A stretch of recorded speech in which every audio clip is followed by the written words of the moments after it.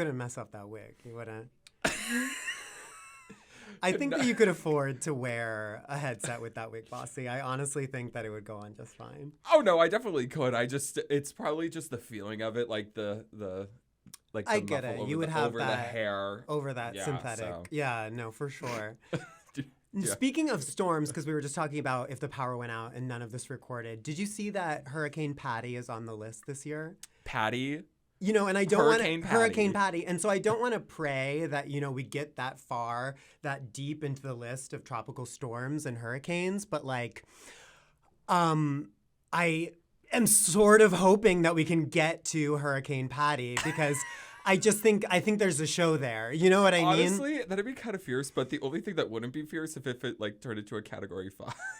Like they're saying like I don't want it to be like small though. I don't want like tropical like delusion. Yeah, we don't want tropical storm. We want depression, that's what they're called. Yeah, the tropical depression. Yeah, tropical depression Patty though. I don't know. We want Hurricane Patty, but we want it to stay out at sea. Like we want it to just sort of veer around. Yeah, that's what we want. No, she needs to land. She needs to, you know, come to shore. You want this hurricane to land? In Boston, yes. Touchdown in Boston. Hurricane Patty. Live at Jacques Cabaret. One night only. Like, wait out the storm with Hurricane Patty. With Hurricane. You know, there's something there, Bossy. There's something there. You've always got to be looking for the marketing opportunity. If I can teach you anything today, here at the Peabody. Where are we? Peabody. Where did you bring me for your podcast? Peabody TV.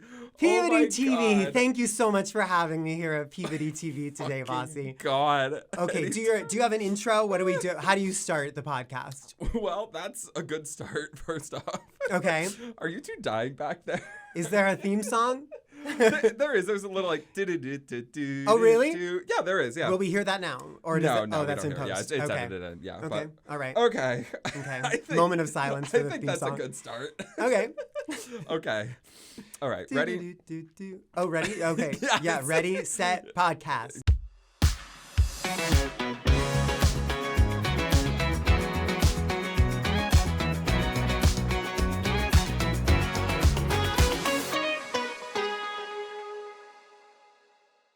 Hello, chicken, and welcome back to the Chicken Coop, your backstage pass into the ever-changing world of drag production. Oh. Yes, yes. Today, we have an incredible special guest. She is a legend. She creates unforgettable cabaret-style shows. True. She is the creator of High Key, an all-live singing drag competition. Factual. She may or may not be the devil behind the Jacques Cabaret social media. And she is both a contestant on season 6 of Camp Wannakiki. Oh, famously. Yeah. And the inventor of the sack dress. Say hello to Patty Bourree, everybody. Hi, Bossy. Yes. Cluck, cluck. Bacaw. Thank you for having me. Anytime. I'm really excited to have you here. I'm excited to be here. Honestly, this is only episode 3, so I don't feel too bad saying that I actually did not know that this was called the Chicken Coop.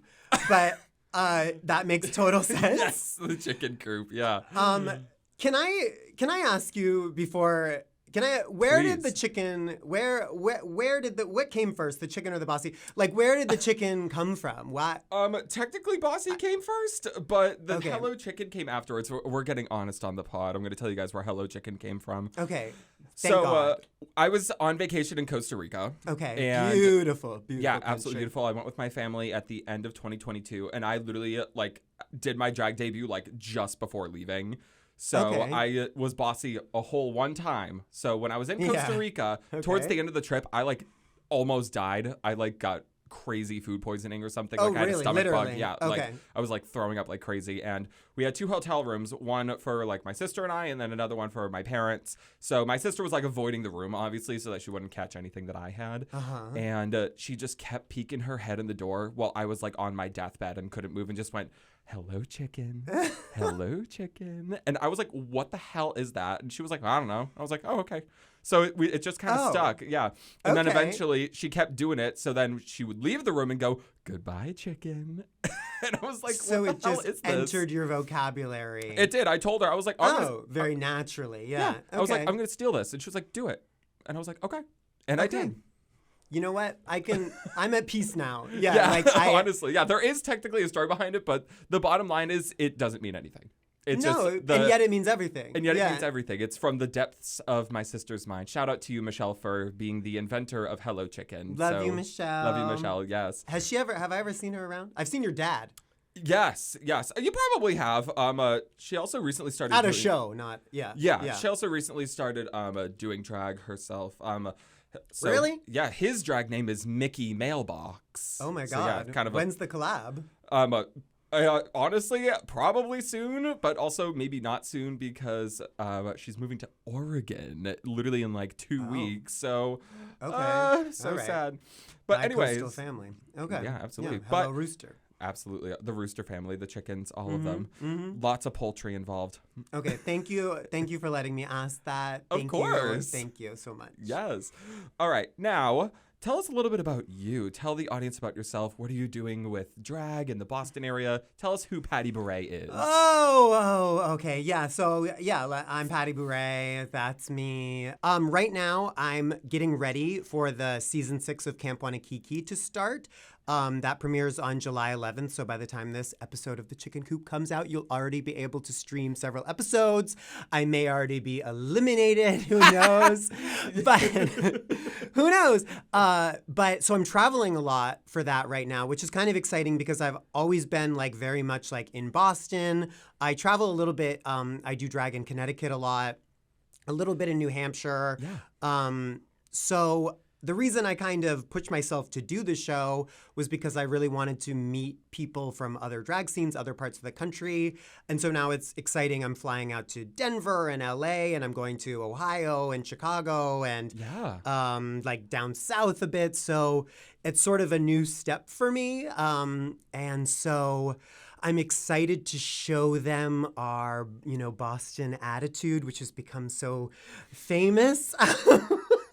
For being... That's what you want to call it? No, when I got to Camp Wannakiki, I was like, oh, has Boston made me a little tough? Am I rough around the edges? Like, do I have a chip on my shoulder? I feel like that's so crazy to say because I feel like you're one of the nicer drag queens in the area. Like Well, that's what I told them, too. I was like, if you think that I'm, like, a little bit harsh, like, a little bit of a bitch, you're like, gonna meet some you other should people. meet my friends. Like, you should meet some other people. I know. Boston does have this kind of reputation of, like, kind of, like, almost, like, a little cattiness to it, I feel like. But, I mean, I feel like everywhere does, but apparently Boston, we just sort of do it different. I feel like the accent probably scares people. Well, I don't have that, but yeah, no, you don't. It's funny. When I first started in the scene like 6 years ago, it was a little bit more laid back, and I just think like post-pandemic, it's gotten so much more competitive, which I really like. Like I'm a competitive person. Like I'm a hard worker. I like to push myself, and so like I like being around other performers who like want to be their best and get better and make bigger things and like, make big goals. Yeah. So I like being in a scene that's like that. But it does create a little bit of a Shark Tank feel. Sure, and so if you're coming into the scene and you're like, I want to do this for fun, like I still think there's a lot of places for that in our scene. Oh, yeah. But you're going to be around people who are a little bit more driven, and so that can be intimidating. Yeah, absolutely. Like, it's always something, it's like, oh, you start off doing this for fun, and then eventually some people just want to take their drag to that next level. Mm-hmm. And that does get competitive, especially because Boston really isn't that big.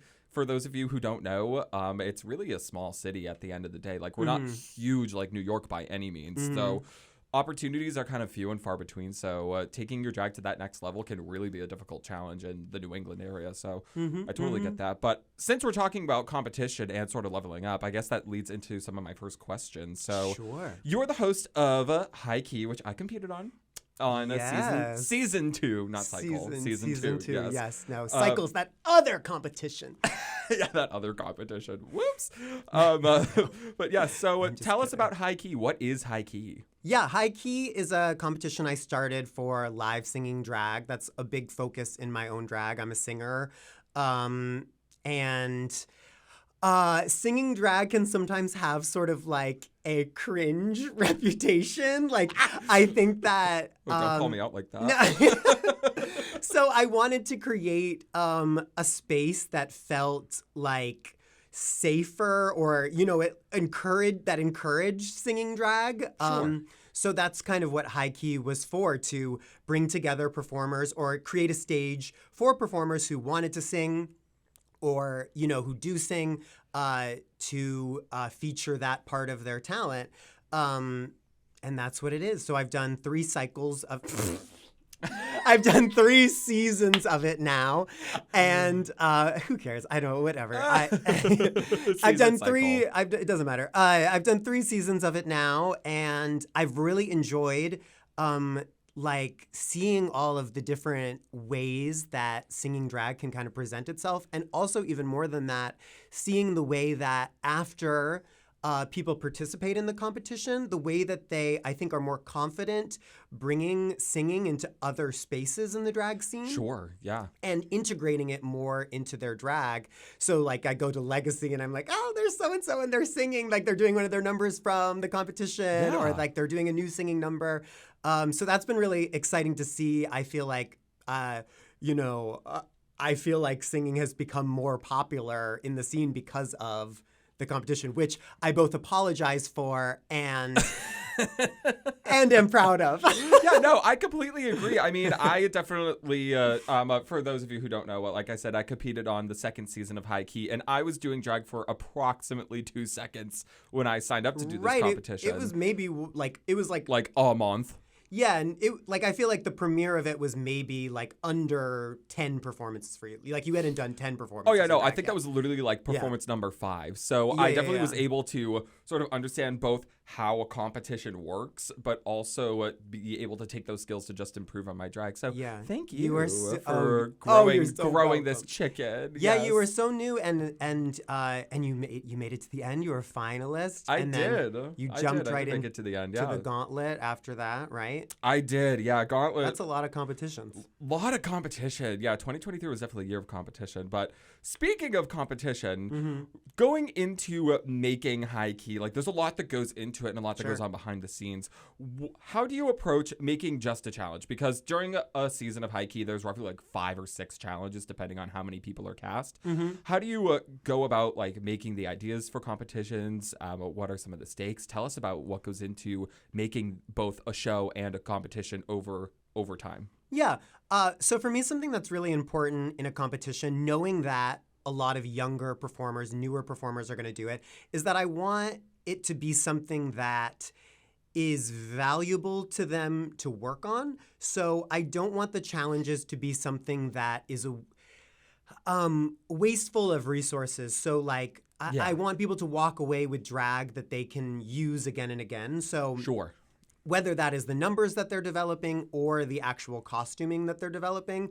So I like them to be things that are sort of open-ended and like things that they can really make personal. So I'm trying to think of an example. Like I think the first challenge in High Key is always something kind of like introduce yourself. So it's like something signature. So that can be anything. Whatever you want, yeah. Yeah.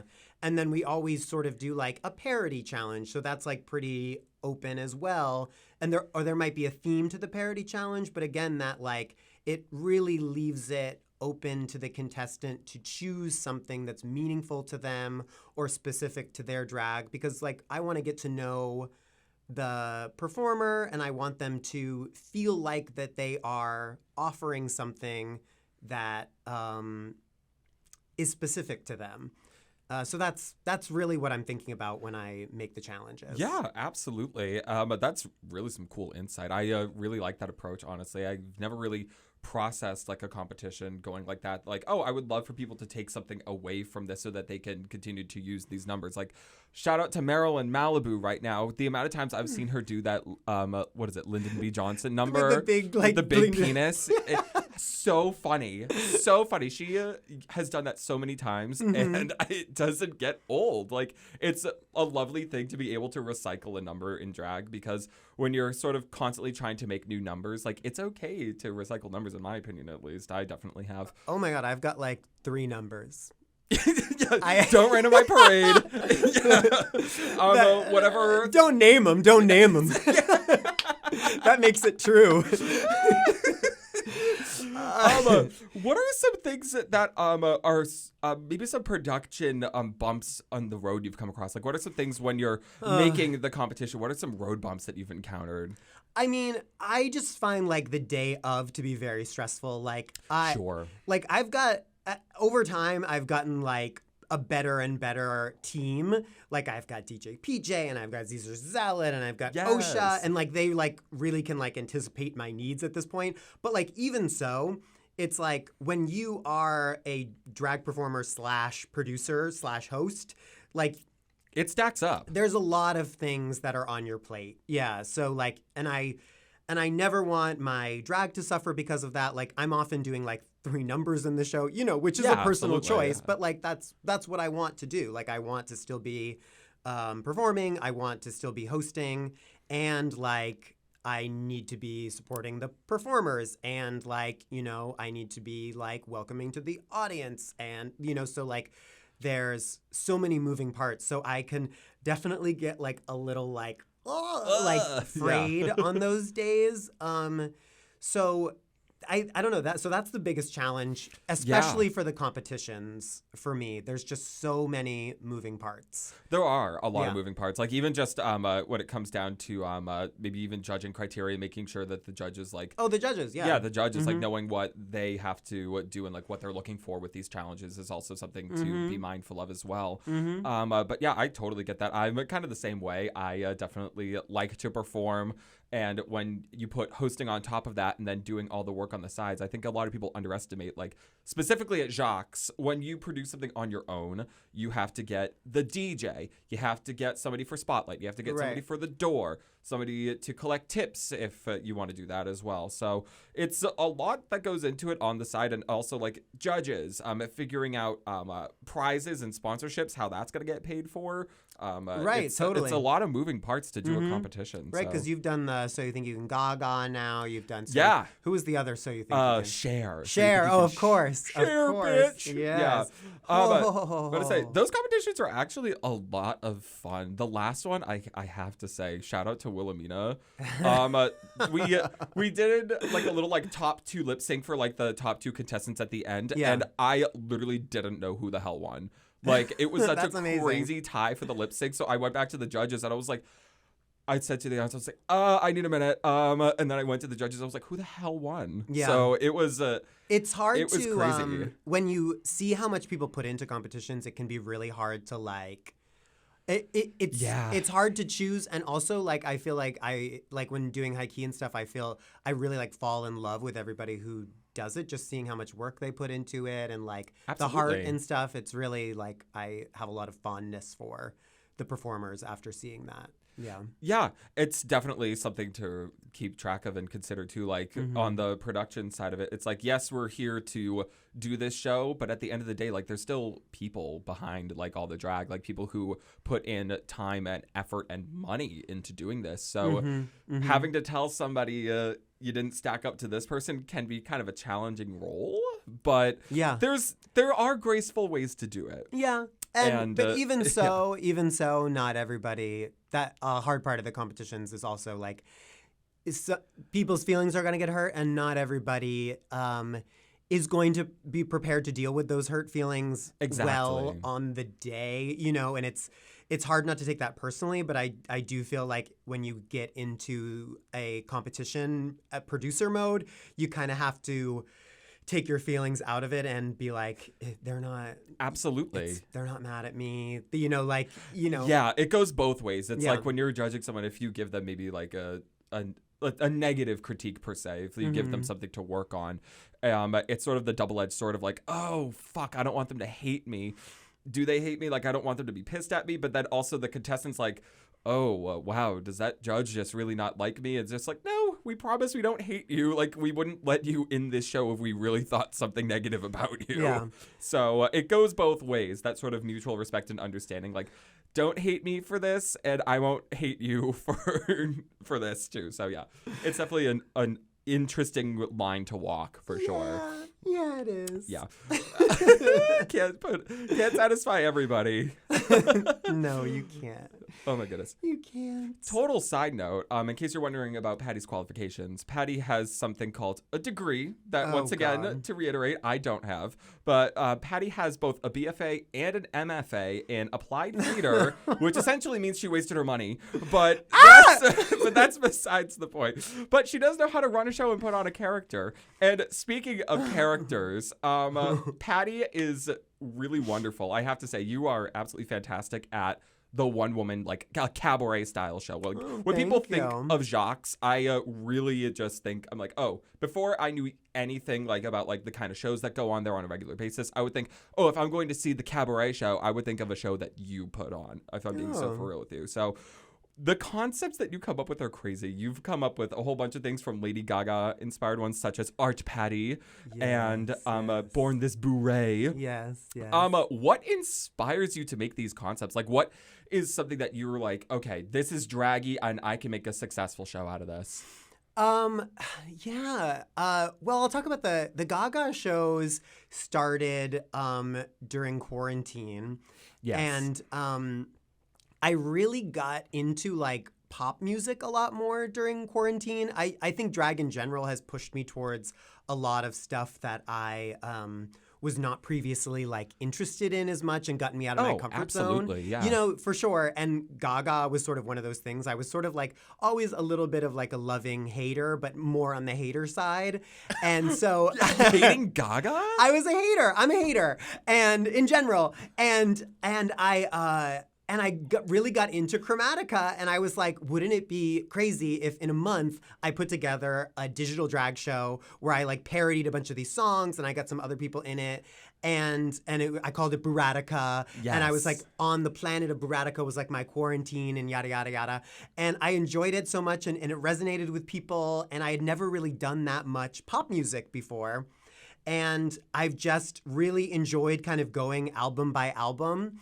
And she's so theatrical and such a storyteller, which, you know, I love so much. She's such a theater kid like me. And so I love kind of pulling out the sort of narrative thread that she weaves into her albums and imposing my own sort of feelings about the album on top of that and like building something off of it. And I've just gotten so much like joy and satisfaction off of like writing my own stories around her albums.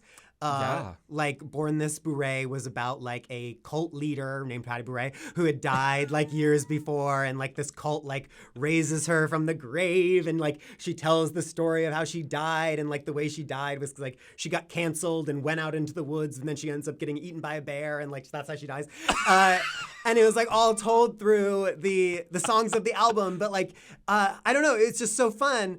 And I think in terms of like what is going to be successful, I think it's fun in drag to find where your interests meet the sort of interests of the audience and the community. Yes, and absolutely. like that's a big place, or one place where I found where that is the case. So like I'm like, oh, I really like making these kooky Gaga shows, and that's somewhere where like I found like the community is interested in what I have to say. So like absolutely. I enjoyed to keep making them, and they want to keep seeing them, so I just will. So, you know, that's sort of my logic there. And then there's other concepts that I do. Like I like to do a Christmas show because I like Christmas drag a lot. What goes into them? Like, talk me through it, like scripts, writing parodies, your musical training and recording, like all the things they have to do. Yeah. There's a lot of steps to them. So there's the conceptualizing phase where I'm sort of like, you know, I'm building the concept, and then from there I sort of take that from like sort of an outline into more of a script. And that can I like to keep it open, so that can really be going until the day of the show. Like I don't like to lock it in. And so I can be adding songs or even like, you know, adding whole sections of the show. Because and that's the luxury of working alone, is that you can do that.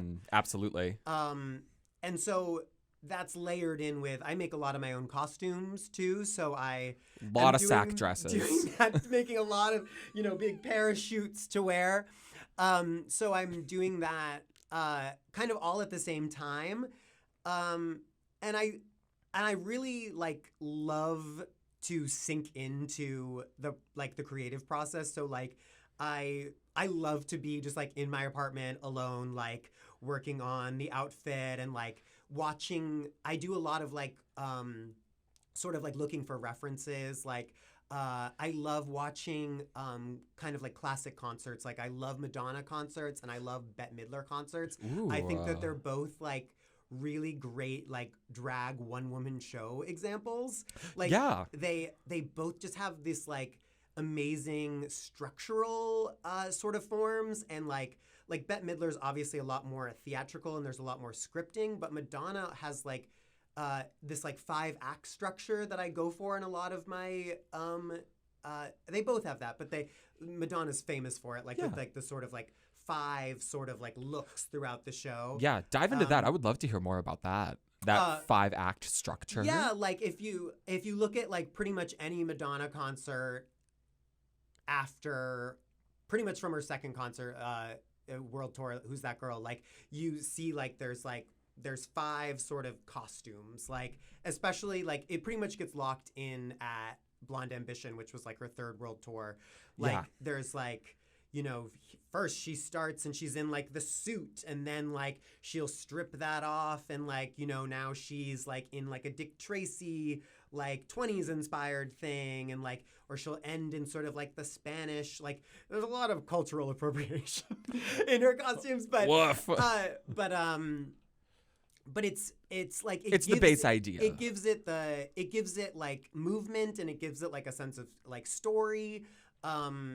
And so I love the two of them. I love watching their concerts. Obviously, I like watching like Barbra Streisand concerts. She doesn't have as many, and they're a little ballad heavy for what I do. Yeah. But so I love finding like references that I can kind of pull from to, that's drag, right? To build what you're doing off of, what's come before. So yeah, and so I love to sink into the world of like when I'm doing like one of these one-woman shows, I'm like really like in that, and I love to like just like stay in that world, in the zone. Yes, yeah. Yeah. What are some other things that goes into it? Like you record your own stuff too. Yeah, so I do some of the recording myself. Like I have like sort of a mic setup that's sort of like this, and Sure. I've worked with until she moved to LA. I did a lot of the Gaga stuff with Chickpea. Chickpea, that's my sister. Hi, Chickpea. Yes. We did so much of the Gaga stuff together, which is like literally some of my like best drag memories of us. Like we would be in her apartment and we would just like record like literally for hours, like background vocals, because the pop stuff especially, there's like you can't just perform it live with a track, because it's like, layered. You're like ma ma ma ma ma ma ma ma. So we would have so much fun like recording that for the Gaga shows. We did a lot of Art Patty together, and we did a lot of Bourre together.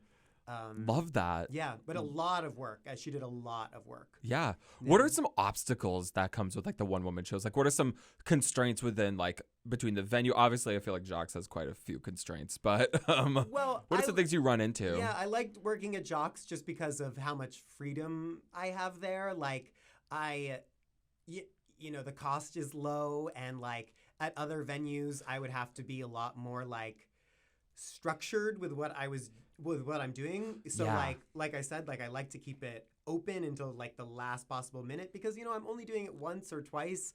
So like I want to keep it experimental. Like there's some of them that I'd like to keep building on and do again down the road, but for these iterations of them, I don't want it to be at a venue where they're going to be like, send us your tech sheet 2 weeks in advance. I'm like, no. Yeah, honestly. But the obstacles are, as you can imagine, like when I'm doing all that myself, it's stressful. Again, it's the same as what I was saying with the competition. It's like I put a lot on my plate, and I don't always give myself that much time to do it. And that's partially a time management thing, but it's partially just a drag thing. Like I'm working, those aren't my big bill paying drag jobs. So, I'm working as a drag performer, and then I go home and I'm like, okay, now you have to make your costume for the show. Yeah, absolutely. There's a lot of moving parts. Like there's another thing we talked about. Drag queens, we do stuff alone. We don't have whole teams behind us unless we've been on TV. Well, I mean, well, not on TV. But yeah, it's crazy. Like we do all of this ourselves. We don't have a whole slew of people behind us just on a whim. Like you said, like we have our regular people to help us during these shows. But when it comes to like making the concepts, making your own costumes, doing obviously your makeup the day of the show, like it's still a lot that goes into it. So it's very insightful. Speaking of Jacques, though, I have to dive into this.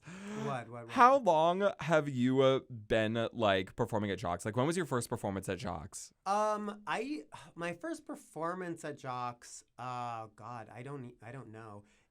That was before the pandemic. Well, you know what? I actually think my first performance at Jacques may have been with Crystal Crawford on I think it was called like Diva Mondays or something like that. Oh my God. And I believe no one was there. And the instruction was like to have like 3 10-minute mixes. 3 10-minute mixes? That. What the hell? I don't know. That's I have crazy. No idea. But yeah, so I did that. But I didn't really start like working at Jacques. Like I wasn't on payroll. I took over the Karaoke Tuesday gig after the pandemic. And I did that for about like probably almost 2 years. Yep. Which is like it's a crazy gig. It's a crazy gig. It is. Karaoke at Jacques is kind of crazy. And shout out to the other hosts of karaoke, Audrey Hartburn and Mal Efficient as well. If you are doing nothing on a Tuesday at 8, go down to off-key karaoke. Yes. Honestly. But you definitely seem to have like a harmonious relationship with Jacques. And now I love it. Definitely. Since you've been taking over the social media as well. What's the voice that you have? Because I like to call it the voice of chaos. That's literally the note I wrote down. Well, how do you like to function the social media for Jacques? I'm very like passionate about Jacques. I love I don't know, like something I love about drag is like just like the way that it for me at least it makes me feel like connected to a history. Yeah, absolutely. I don't know, it's something like when I was like an actor, when I was younger, I did a lot of like Shakespeare, and I felt the same way about that. Like I love to be connected to something that makes me feel like viscerally connected to a tradition, and being at Jacques really like highlights that, bold underlines. Absolutely. I like being somewhere where I feel like I am somewhere where this has been being done by people like me or like the people that I'm with for a long time. Yeah, absolutely. And so and I like the divey feel. It feels like something that is not very common in the world anymore. Like it's something that feels like true, and in a world where there's so much like gloss and glamour. Yes, yeah. and and chains, and come to our restaurant and do a drag show. It's like I love doing that kind of stuff, but it's not the same as somewhere where like the intention of the place is to put on drag shows. Is like there aren't many places like that in the country. I can't imagine. Yeah, no, I feel like Jacques is particularly unique. For those of you who have been living under a rock and don't know what Jacques Cabaret is, it is the oldest queer bar in Boston.